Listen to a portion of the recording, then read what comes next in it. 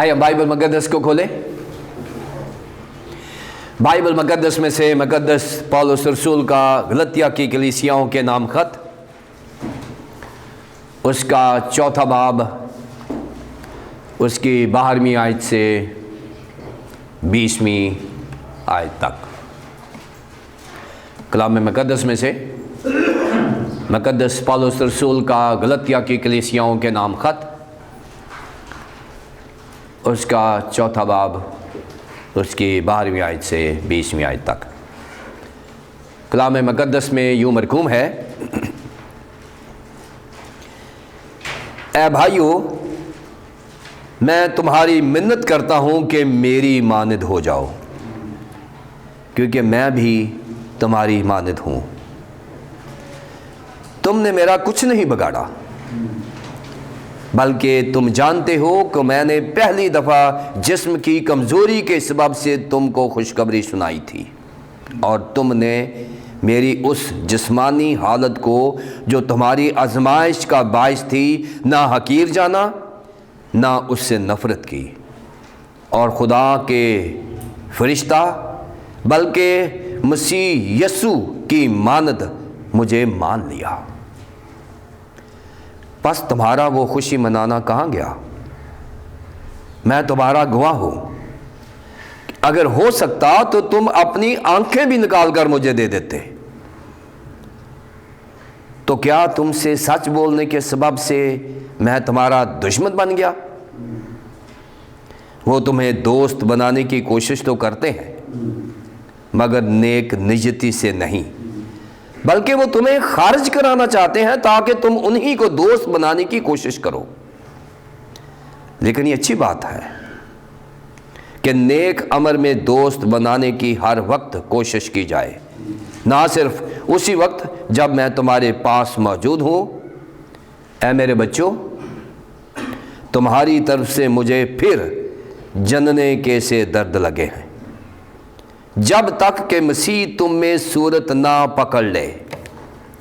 جی چاہتا ہے کہ اب تمہارے پاس موجود ہو کر اور طرح سے بولوں، کیونکہ مجھے تمہاری طرف سے شبہ ہے۔ کلام مقدس کے پڑھے اور سنے جانے پر خداوند کی برکت ہو، آمین۔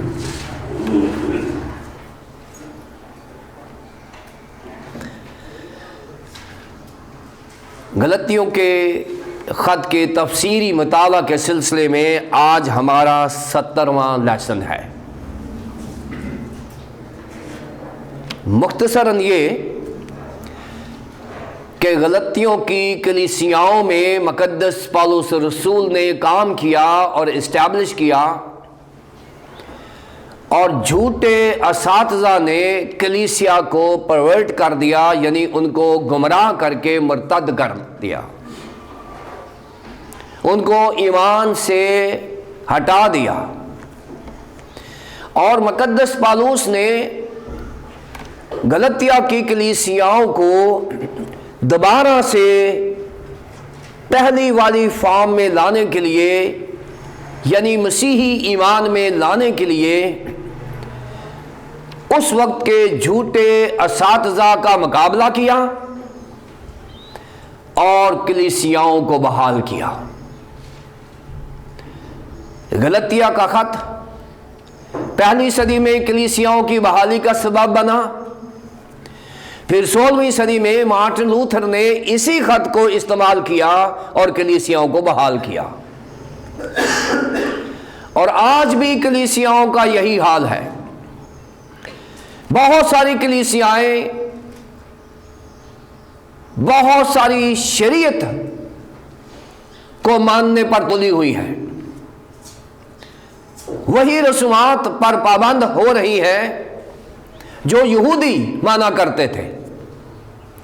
بہت سارے لوگ چاند کے تعلق سے عیدیں منا رہے ہیں جو یہودی منایا کرتے تھے۔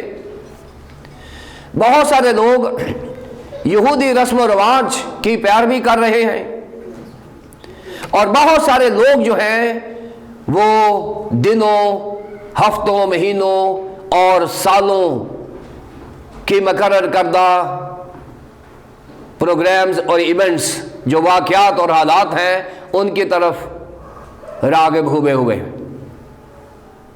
اور میں سمجھتا ہوں کہ آج 21ویں صدی کی کلیسیا کو بحال کرنے کے لیے بھی غلطیوں کا خط اہم کردار ادا کر سکتا ہے۔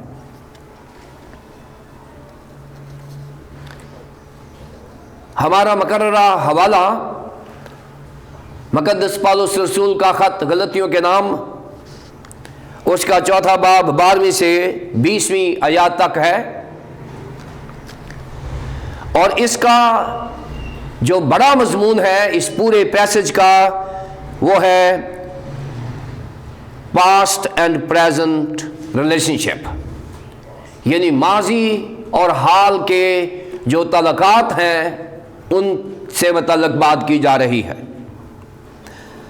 اگر ہم اس کی ڈویژن کریں تو 12ویں سے 14ویں آیت تک ہمیں غلطیہ کی کلیسیاؤں کے خدا کے ساتھ اور پالوس رسول کے ساتھ ماضی کے تعلقات کی بات کی گئی ہے، اور پھر ہم بات کریں 15ویں سے 16ویں آیات میں، وہاں پر مقدس پالوس رسول کے جو موجودہ تعلقات ہیں خدا کے ساتھ اور مقدس پالوس رسول کے ساتھ، ان سے متعلق بات کی گئی ہے، اور پھر 17ویں سے 20ویں آیات میں جو سٹینڈرڈ معیاری ریلیشن شپ ہے، جو سچا رشتہ ہے، اس سے متعلق آگاہ کیا گیا ہے۔ سو غلطیہ کی کلیسیا کہ خدا اور خدا کے خادم کے ساتھ ماضی میں تعلقات 12ویں سے 14ویں تک، اور پھر 15ویں سے 16ویں آیت میں موجودہ تعلقات غلطیہ کی کلیسیاؤں کے خدا کے بندہ اور خدا کے ساتھ، اور پھر معیاری تعلقات یعنی ٹرو ریلیشن شپ۔ آئے ہم 12ویں سے 14ویں آیت میں دیکھیں گے کیا لکھا ہے۔ خداوند کا بندہ ان حالات میں جب وہ غلطیہ کی کلیسیاؤں سے متعلق پریشان ہے،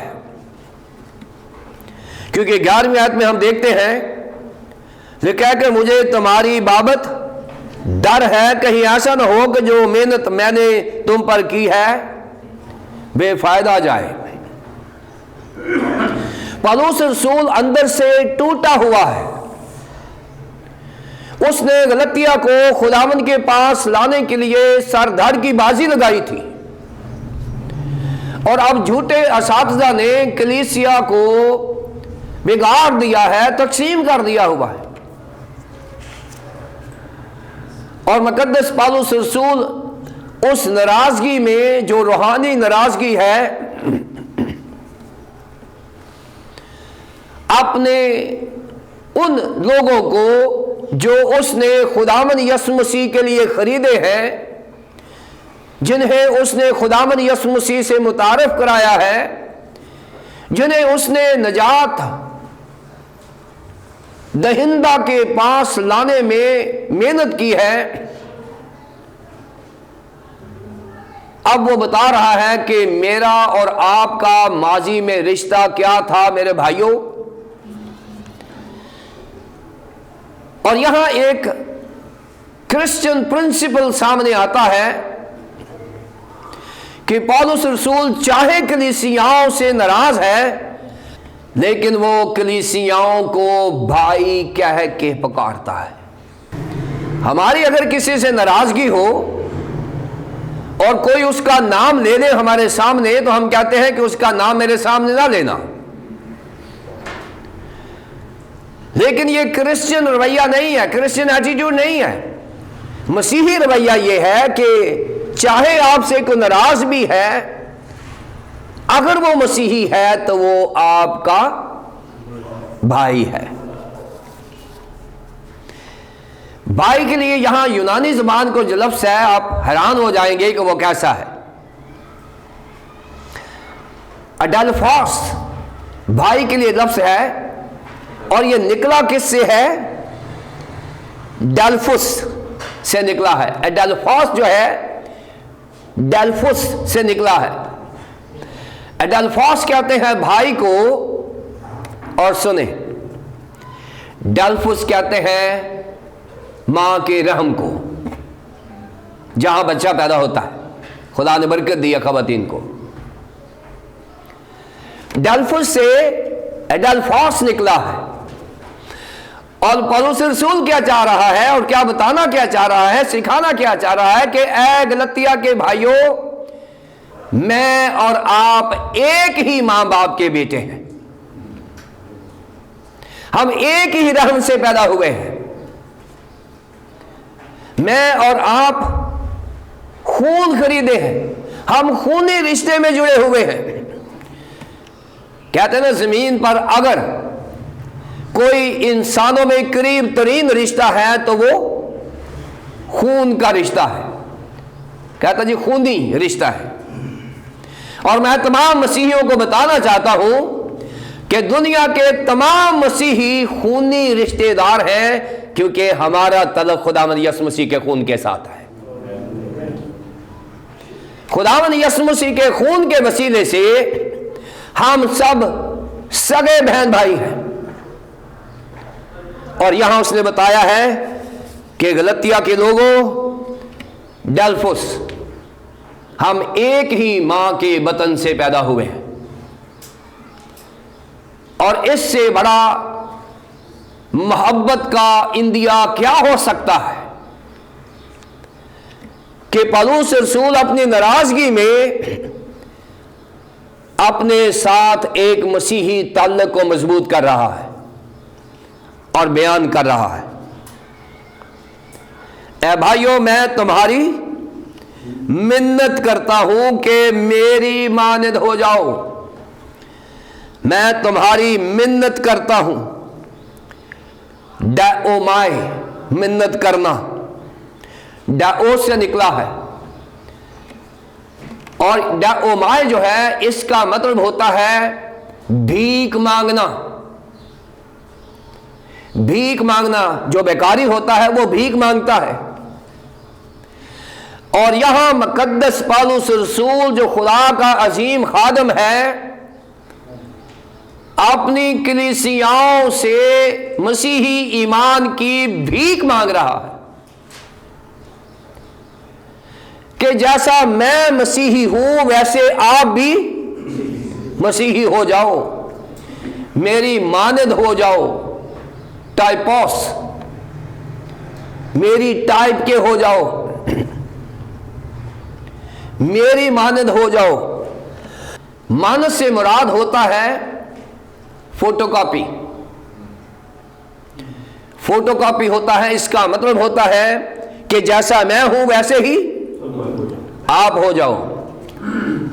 अब ये चैलेंज बन गया है मेरे लिए और उन तमाम मजहबी कायदीन के लिए, मजहबी रहनुमाओं के लिए जो कलीसियाओं को लीड कर रहे हैं।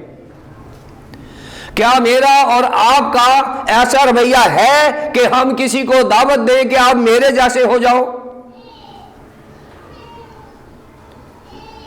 और अगर आज कोई खादम ये कहे कि मेरे जैसे हो जाओ, तो कलीसिया कहेगी पहले अपने आप से लालच तो खत्म करो, पहले आप से बदकारी तो खत्म करो। और पौलुस रसूल जो है, उसने ये नहीं कहा यहां कि आप मसीह की मानद हो जाओ। उसने कहा है मेरी मानद हो जाओ, क्योंकि वो मसीह की मानद है, क्योंकि वो मसीह की मानद है। और आज कोई मजहबी रहनुमा अगर ये कहे कि मेरी मानद हो जाओ, तो इसका मतलब ये है कि पहले वो किसकी मानद हो? मसीह की मानद हो। मजहबी रहनुमाओं को यह चैलेंज कर दिया है कि जैसा मैं मसीह की मानद हूं वैसे ही कलीसियाओं को मेरी मानद होना चाहिए। मेरी मानद हो जाओ, क्योंकि मैं भी तुम्हारी मानद हुआ। अब यहां फर्क है। गलतिया की कलीसियाओं के लोग जो हैं, उन्होंने अपने मज़हब को छोड़ा, गलतिया की कलीसियाओं के जो बैकग्राउंड में मज़ाहब थे वो 3 थे। गलतिया की कलीसियाओं का जो पस मंज़र है वो 3 तरह का था। पहली बात कि गलतिया के लोगों का मजहबी पस मंज़र यहूदी था, वो यहूदियत से मसीहियत में आए हुए थे। दूसरा जेंटाइल यानी मुख्तलिफ मज़ाहब से वो मसीही हुए थे। और तीसरा हीदन यानी वो दहरिये थे और मसीह हुए थे। उसने कहा कि जब तुमने यसु मसीह को कबूल किया था, तुमने यहूदियत को छोड़ा, अपने मज़हब को छोड़ा और उस ईमान को छोड़ा जो ईमान ही नहीं था। और मैंने भी छोड़ा, आपने भी छोड़ा और मैंने भी छोड़ा। मैंने तमाम यहूदी शरीयत को तर्क कर दिया, मैं तुम्हारी मानद बना, अब तुम मेरी मानद बन जाओ, क्योंकि हम सब मसीह की मानद बनना चाहते हैं। स्टैंडर्ड लिविंग क्रिश्चियन लिविंग है। मसीही तर्ज जिंदगी एक मेयारी तर्ज जिंदगी है।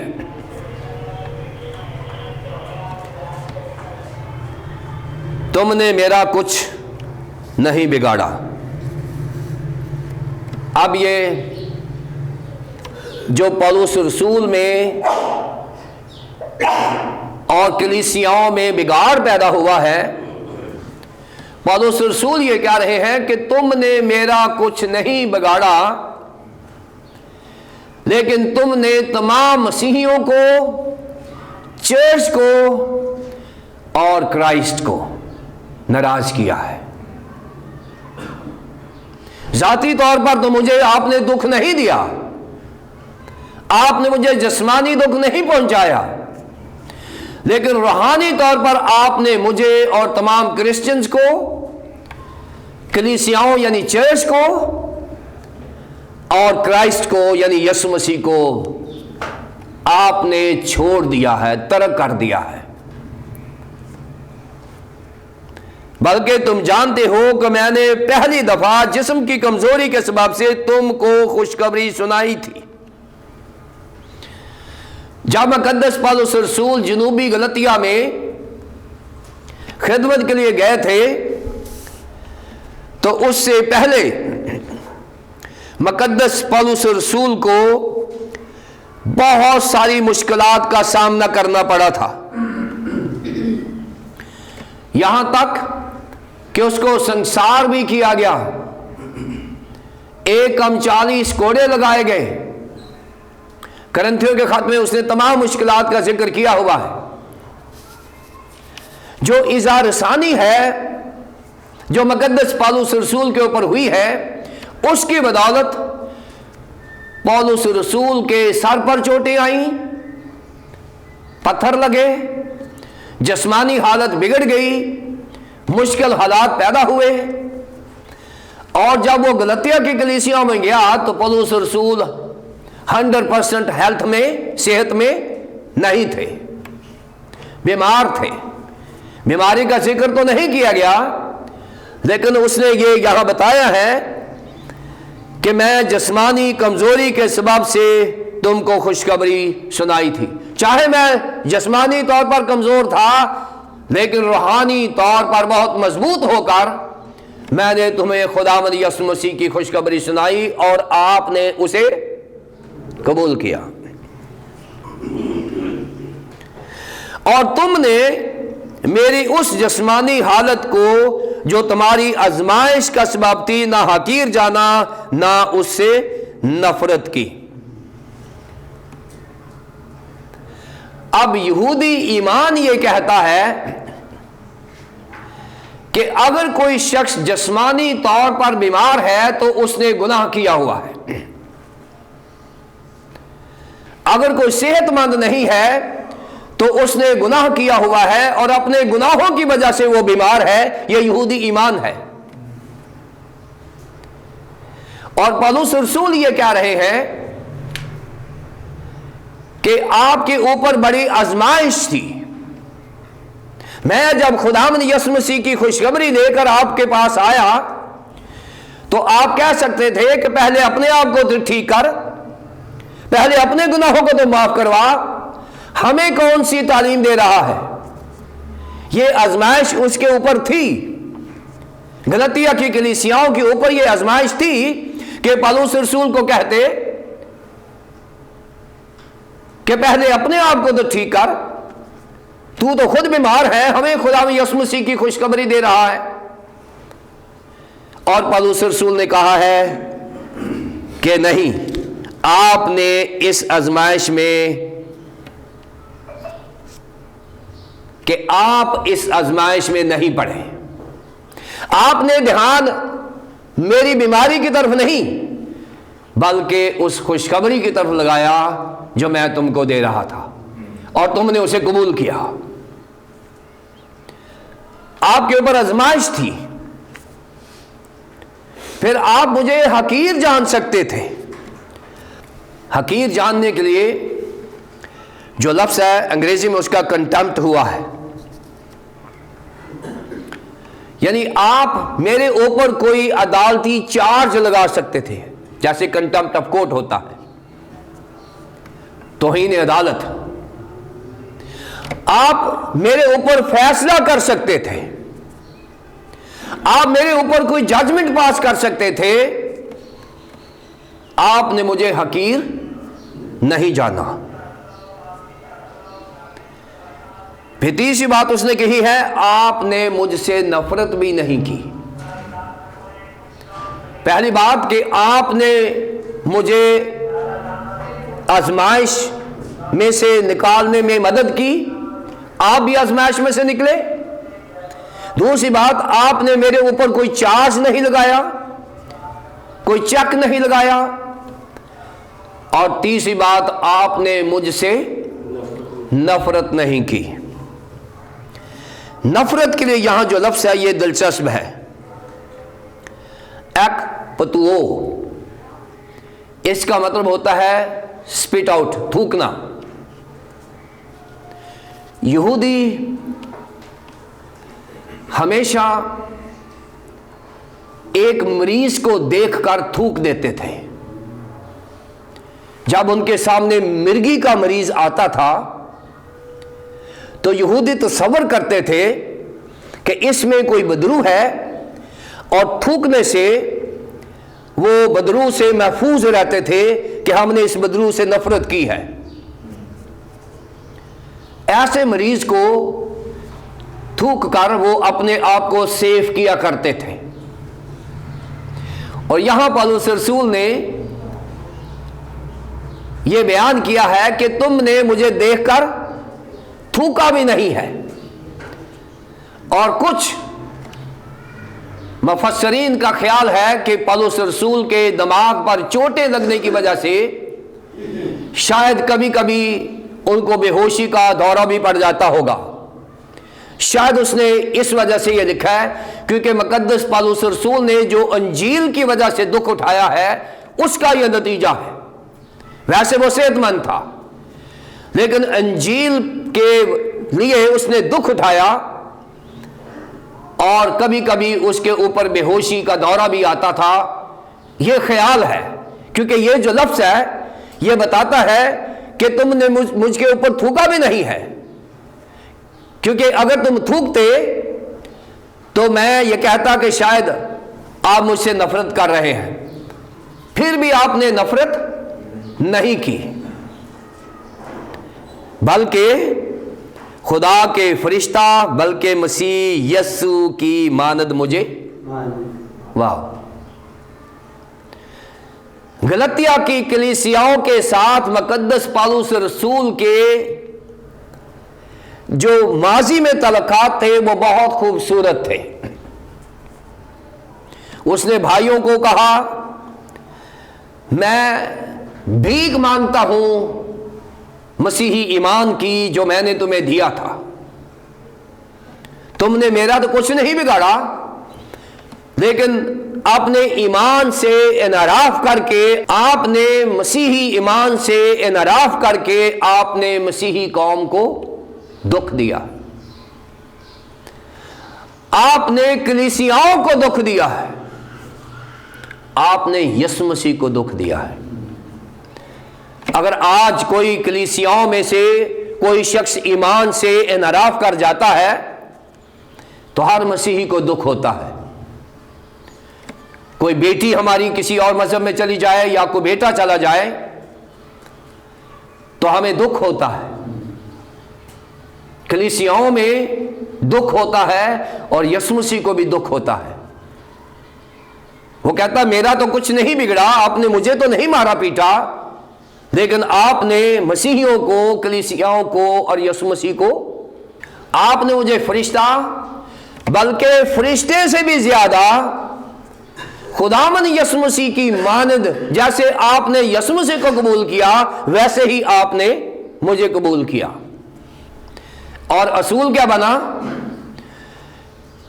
کہ جو مجھے قبول کرتا ہے وہ میرے بھیجنے والے کو قبول کرتا ہے۔ خادموں کو قبول کرنا گھروں میں خداوند یسوع مسیح کو ویلکم کہنے سے مترادف ہے۔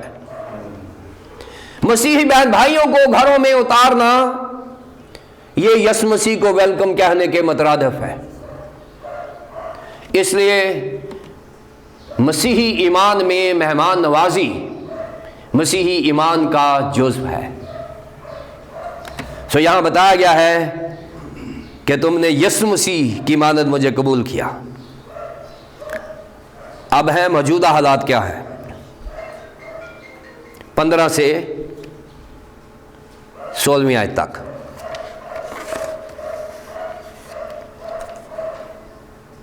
پس تمہارا وہ خوشی منانا کہاں گیا؟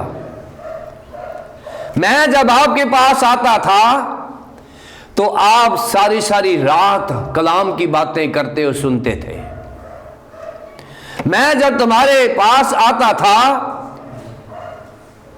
تو مقدس محفل فراہم ہوتی تھی۔ میں جب کلیسیاؤں میں جاتا، خاندانوں میں جاتا تھا تو خاندانوں میں پکوان پکتے تھے۔ میں جب کلیسیاؤں یا مسیحی خاندانوں میں جاتا تھا تو خدا کی ورشپ ہوتی تھی، ایک جوائے، پیس، اطمینان، امید ہوتا تھا۔ پس تمہارا وہ خوشی منانا کہاں گیا؟ کہاں گئی ہے وہ خوشیاں؟ کیونکہ جب یسوع مسیح نہیں ہوتا تو خوشیاں بھی نہیں ہوتی۔ لازر کی بہنوں نے کہا تھا، دونوں بہنوں نے کہا تھا 21ویں آیت میں اور 31ویں آیت میں یوحنا کی انجیل کے 11ویں باب میں، خداوند اگر تو یہاں ہوتا تو میرا بھائی نہ مرتا۔ وہ تمہارا خوشی منانا کہاں گیا؟ کیونکہ زندگی اور زندگی کی باتیں تو تیرے پاس ہے۔ جب وہی نہیں ہے میری زندگی میں تو خوشی کہاں سے آئے گی؟ تمہارا خوشی منانا کہاں گیا؟ میں تمہارا گواہ ہو کر یہ کہتا ہوں کہ اگر ہو سکتا تو تم اپنی آنکھیں بھی نکال کر مجھے دے دیتے۔ اس کے پیچھے سٹوری یہ ہے کہ جب خداوند یسوع مسیح دمشق کے راہ پر مقدس پالوس رسول کو ملے ہیں تو ان کی آنکھیں چندھیا گئیں، بلکہ وہ کچھ مدت کے لیے نابینا ہو گئے، اور کچھ مدت کے بعد ان کی آنکھیں تو کھل گئیں، لیکن خیال یہ کیا جاتا ہے کہ ان کی جو آنکھوں کے ساتھ کیبلنگ برین کے ساتھ اٹیچ ہوتی ہے وہ ایفیکٹ ہوئی زیادہ روشنی کی وجہ سے۔ اور اس واقعے کے بعد مقدس پالوس رسول کی جو آئی سائٹ ہے وہ 6x6 نہیں رہی، وہ مشکل میں تھے، بلکہ اسی خط کے آخر میں لکھا ہے کہ میں موٹا موٹا لکھتا ہوں۔ یہاں پر مقدس پالوس رسول کی آنکھوں کی بیماری کا تھوڑا ذکر کیا گیا ہے، اور مقدس پالوس رسول کے لیے غلطیہ کے لوگ اتنے جذباتی تھے، وہ کہتے تھے اس وقت، تو آپ یہ کہتے تھے کہ پولس رسول ہماری آنکھیں لے لے اگر تجھے کوئی مشکل پیدا ہو رہی ہے، میری آنکھیں لے لے۔ اور یہ آج جو آنکھوں کا عطیہ دیتے ہیں نا لوگ، وہ یہاں سے ہی نکلا ہوا ہے کہ ہم اپنی آنکھیں کسی کو دیکھ کر کسی کی آنکھیں بحال کر سکتے ہیں۔ یہ آنکھوں کا عطیہ دیتے ہیں نا لوگ مرنے سے پہلے۔ تو یہاں پر بتایا گیا ہے کہ اگر ہو سکتا تو تم اپنی آنکھیں بھی نکال کر مجھے دے دیتے۔ اتنی محبت تھی آپ لوگوں سے مجھے، اور آپ مجھ سے محبت کرتے تھے کہ میری آنکھیں خراب تھیں، آپ مجھے آنکھیں ڈونیٹ کرنے کے لیے تیار تھے۔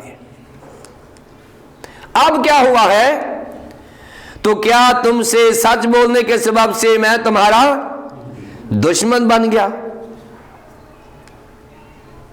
میں نے تمہیں انجیل سنائی ہے، میں نے تمہیں ختنے سے آزاد کروایا ہے، میں نے تمہیں شریعت سے آزاد کروایا ہے، میں نے تمہیں سیرمونیل لا رسم و رواج سے آزاد کروایا ہے، اور میں نے تمہیں فضل کی انجیل سنائی ہے۔ یسوع مسیح دینے پر میں آپ کا دشمن بن گیا؟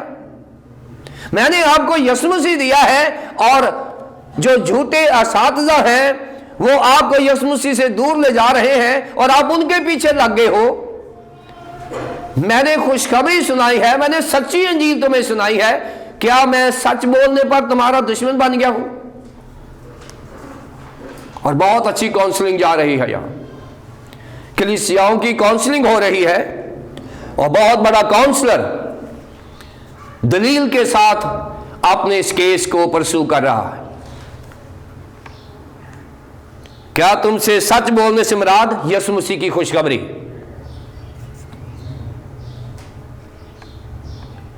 کیا سچائی ہی میرے اور آپ کے درمیان دشمنی ہے؟ اب جھوٹے اساتذہ کی بات ہونے لگی ہے 17 سے 20 تک۔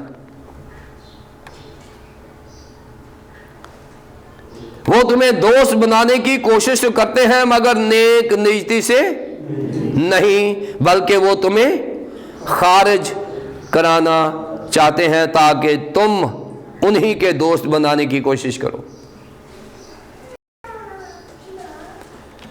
اب یہ جھوٹے اساتذہ سے متعلق آگاہ کیا گیا ہے کہ جھوٹے استاد آپ کے اندر آئے ہیں، انہوں نے آپ کے ساتھ ہمدردی کی ہے، وہ آپ کی مشکل میں آپ کے ساتھ آتے ہیں، ان کے پاس یسوع مسیح نہیں ہے، ان کے پاس وسائل ضرور ہیں، وہ آپ کو آٹے کے توڑے دیتے ہیں، آپ یسوع مسیح کو چھوڑ دیتے ہو، وہ آپ کو گھی دیتے ہیں اور آپ یسوع مسیح کو چھوڑ دیتے ہو، وہ آپ کو کھانے پینے کی چیزیں دیتے ہیں، وہ آپ کو باتوں میں الجھاتے ہیں اور آپ یسوع مسیح کو چھوڑ دیتے ہو۔ اور آج جب ہم آؤٹ ریچ کرتے ہیں، باہر جاتے ہیں، تو آؤٹ ریچ میں پہلا سوال یہ ہوتا ہے کہ جی آپ کیا لائے ہیں؟ کوئی یسوع کو قبول کرنے کے لیے تیار نہیں ہے۔ ہم گاؤں میں جاتے ہیں، بھٹوں میں جاتے ہیں، لوگ کہتے ہیں جی کیا لے کر آئے ہو، کیا پیکج ہے آپ کے پاس؟ کوئی یہ نہیں کہتا کہ ہم یسوع مسیح کو حاصل کرنا چاہتے ہیں۔ ہم ایک جگہ گئے اپنی ٹیم لے کر، لوگ نہیں آ رہے، وہ کہتے جی دیگ لے کر آئیں، پھر آئیں گے لوگ یہاں پر۔ تو میں نے ان کو کہا کہ نہیں، ہمارے پاس دیگ نہیں ہے، ہمارے پاس بائبل مقدس ہے۔ پھر آہستہ آہستہ لوگ آنا شروع ہوئے اور ہم نے ان کی کاؤنسلنگ کی جیسے یہاں پولس رسول کر رہا ہے۔ جھوٹے اساتذہ آٹے کی گاڑی لیں گے، پیکج لیں گے، اور وہ جا کے اپنا کام کریں گے، تصویریں کھینچیں گے اور وہ پیسے منگوا لیں گے۔ لیکن پولس رسول کی یہ منسٹری نہیں تھی۔ پولس رسول کہتا ہے چاہے لوگ آپ کے دشمن بن جائیں، لیکن آپ سچائی کی بات کریں، آپ خدا کے کلام کی بات کریں۔ یہ جھوٹے اساتذہ ہیں جو لوگوں کے ایمان کو خریدتے ہیں۔ کیوں؟ انہوں نے ڈالر منگوائے اور منگوائیں گے اگر وہ ایسا کریں گے تو۔ خداوند یسوع مسیح کو پریچ نہیں کیا جا رہا، سو ایسی پریچنگ سے اوائڈ کریں، مقدس پولس رسول آپ سے ناراض ہو جائے گا۔ اگر آپ ایونجلزم میں خداوند یسوع مسیح کو پیش نہیں کر رہے اور آپ آٹے کی مدد سے لوگوں کے ایمان کو خرید رہے ہیں جیسے جھوٹے اساتذہ نے غلطیوں کے لوگوں کے ایمان کو خریدا، تو اس کا مطلب یہ ہے کہ ہم وہی بدعت اختیار کیے ہوئے ہیں جو غلطیہ کے جھوٹے اساتذہ کر رہے تھے۔ وہ تمہیں دوست بنانے کی کوشش کرتے ہیں مگر ان کی نیت ٹھیک نہیں ہے۔ اصل میں وہ تمہیں خارج کروانا چاہتے ہیں، کیونکہ وہ مسیحی ایمان سے ہٹانا چاہتے ہیں۔ اور آج وہ تمام کلیسیائیں، وہ تمام ایماندار جو آٹے کے پیچھے لگے ہوئے ہیں، کھانے پینے کے پیچھے لگے ہوئے ہیں، خدا را یسوع مسیح کا انتظار کریں۔ پہلے ڈھونڈو تم اس کی راست بازی اور بادشاہی، تو یہ آٹے شاٹے سارے آپ کے پیچھے آ جائیں گے۔ ہمارا فوکس، ہمیں خدا کی طرف دھیان کرنا ہے، ساری چیزیں خود بخود ملتی جائیں گی۔ اور یہ قصور ہے جھوٹے اساتذہ کا، لوگوں کا قصور نہیں ہے، یہ ان لوگوں کا قصور ہے جو اپنے پیسے کو غلط استعمال کر رہے ہیں، اور بائبل دینے کی بجائے، ان کے پاس بائبل ہے بھی نہیں ہے، بائبل دینے کی بجائے وہ لوگوں کو ان کی جسمانی ضروریات کی طرف لگا کر خدا سے ہٹا رہے ہیں، وہ انہیں خارج کروانا چاہتے ہیں۔ سادہ ایماندار ہو، آپ یسوع مسیح سے نہ ہٹو، اس لیے کہ یہ لوگ ہمیں ایمان سے خارج کروانا چاہتے ہیں، خدا سے دور لے کر جانا چاہتے ہیں۔ یعنی امیر ہو کر مرنا دوزخ میں جانے سے غریب ہو کر مرنا جنت میں جانا بہتر ہے۔ امیر آدمی اور غریب لازر کی مثال آپ کے پاس موجود ہے، دونوں مر گئے۔ وہ امیر جو ہے وہ آگ میں چلا گیا ہے، دوزخ میں چلا گیا ہے، اور غریب آدمی مر گیا ہے اور وہ باپ ابراہیم کی گود میں ہے۔ لہذا آٹے کا پیکج آپ کو نہیں بچا سکتا، غربت میں مرنا آپ کو بچا سکتا ہے۔ ان کی نیت ٹھیک نہیں ہے، وہ اس لیے دوست بناتے ہیں کہ تم بھی ان کے لیے آگے دوست بناؤ تاکہ ان کی منسٹری چلتی رہے۔ دوست بنانا ویسے اچھی بات ہے، بری بات نہیں ہے۔ مقدس پالوس رسول نے دوستی بنانے کو برا نہیں کہا، انہوں نے کہا کہ جس کی نیت خراب ہے وہ دوستی بری ہے۔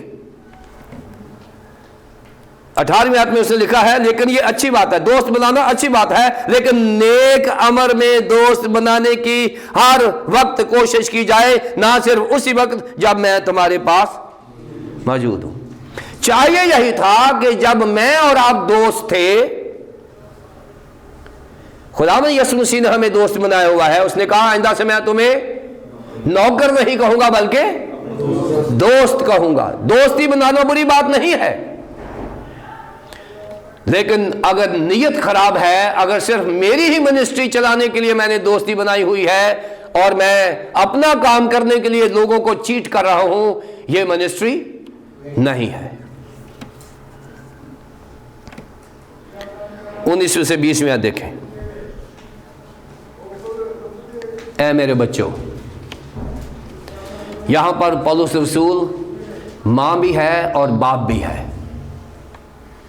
یہ زیادہ تر مقدس یوحنا رسول لفظ استعمال کرتے ہیں جو یہاں اس نے کیا ہے، اے میرے بچوں۔ اور یہ سینئر لوگوں کا جونیئر لوگوں کے ساتھ روحانی رشتہ ہے، اس میں عمر کی کوئی پابندی نہیں ہے۔ جب یہاں اے میرے بچوں کہا گیا ہے تو بچوں سے مراد 2 سال کے، 1 سال کے، 5 سال کے، 10 سال کے، 12 سال کے نہیں ہے۔ اے میرے بچوں جو ہے، یہ لفظ استعمال کیا گیا ہے کسی بھی عمر کے لیے، ایمانداروں کے لیے۔ ایک ماں باپ چاہے پاسبان جوان بھی ہو، کلیسیا اس کے بچوں کی مانند ہوتی ہے۔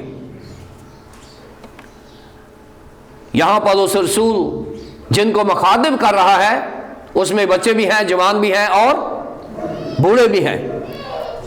سب کو کہہ رہا ہے کہ اے میرے بچوں، اے ایمانداروں، میرا تمہارے ساتھ ماں باپ کا رشتہ ہے اور روحانی رشتہ ہے جو کبھی نہیں ٹوٹ سکتا. اے میرے بچوں، تمہاری طرف سے مجھے پھر جننے کے سے درد لگے ہیں. اب یہ گائنی کی لینگویج ہے، آپ سمجھتے ہیں، یہ ڈلیوری کی بات ہو رہی ہے، بچہ پیدا ہونے کی بات ہو رہی ہے. پولس رسول جینون میل ہے، یہ میں بتا دوں آپ کو، جینون میل ہے، 100% مرد ہے. لیکن یہاں پر اس نے ایک ماں بن کر اپنی کلیسیا کو ڈیل کیا ہے. اس نے کہا ہے کہ جب میں نے آپ کو پیدا کیا تھا تو میں نے اتنا ہی درد برداشت کیا تھا جتنا ایک ماں اپنے بیٹے کو یا بیٹی کو پیدا کرنے کے لیے برداشت کرتی ہے.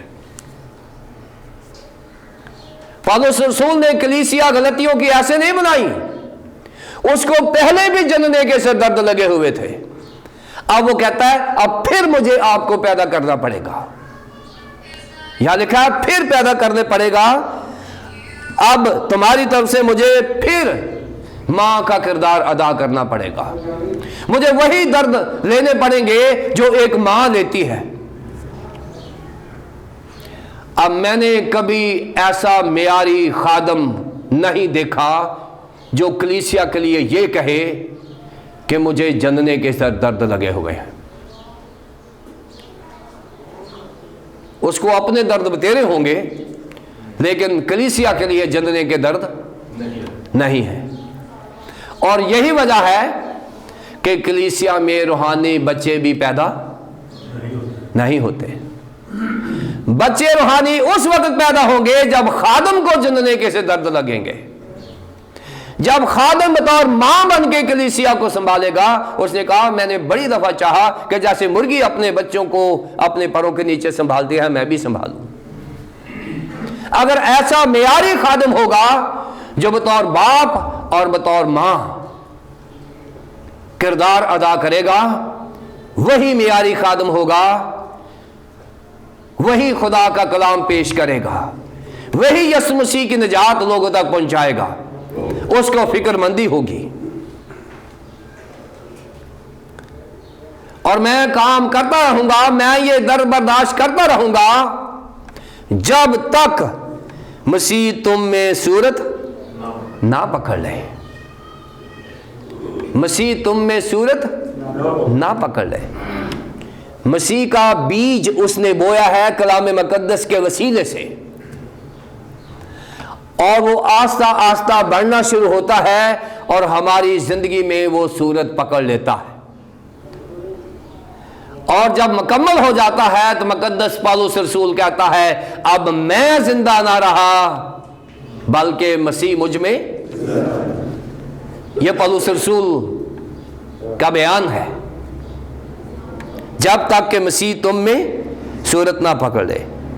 جی چاہتا ہے کہ اب تمہارے پاس موجود ہو کر اور طرح سے بولوں کیونکہ مجھے تمہاری طرف سے شبہ ہے. اب اور طرح سے بولوں یہ محبت کی زبان بھی ہو سکتی ہے اور تھوڑی ڈانٹ ڈپٹ بھی ہو سکتی ہے. دل سے کرنا میں آپ ہی نہیں بڑا آن کے تک کہ میرے شک ہے کہ تسی ہلی ٹھیک نہیں ہوئے. سو یہ محبت اور ڈانٹ ڈپٹ کا امتزاج ہے. پولس رسول کے اندر کلیسیاؤں کے لیے محبت بھی بھری ہوئی ہے اور روحانی غصہ بھی ہے.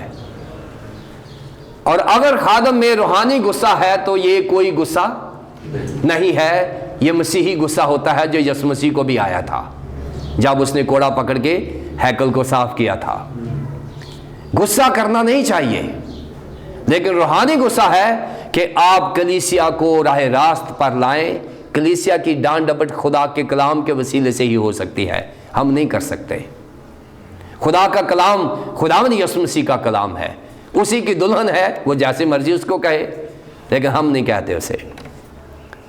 اب میرا دل تو کرتا میں آ کے خود بات کروں، کیونکہ مجھے تھوڑا ڈر ہے کہ آپ امیچور ہو گئے ہیں، آپ کو دوبارہ سے میچورٹی کی ضرورت ہے۔ یہاں مقدس پالوس رسول نے غلطیہ کی کلیسیا کے ساتھ اپنے ماضی کے تعلقات پر بحث کی ہے، اپنے موجودہ تعلقات پر بحث کی ہے، اور پھر اس نے سچے تعلقات پر بات کی ہے، اور بتایا ہے کہ تم نے یسوع مسیح کو قبول کیا تھا، تم نے چھوڑ دیا، اب دوبارہ سے خدا میں یسوع مسیح کو قبول کرنا ضروری ہے، کیونکہ مجھے جننے کے سر درد لگے ہیں، مجھے آپ کے لیے درد لینا ہے، مجھے یہ کام کرنا ہے۔ خدا کرے کہ ہم میں سے ہر خادم اسی بوجھ کو لے کر کلیسیوں میں خدمت کرے۔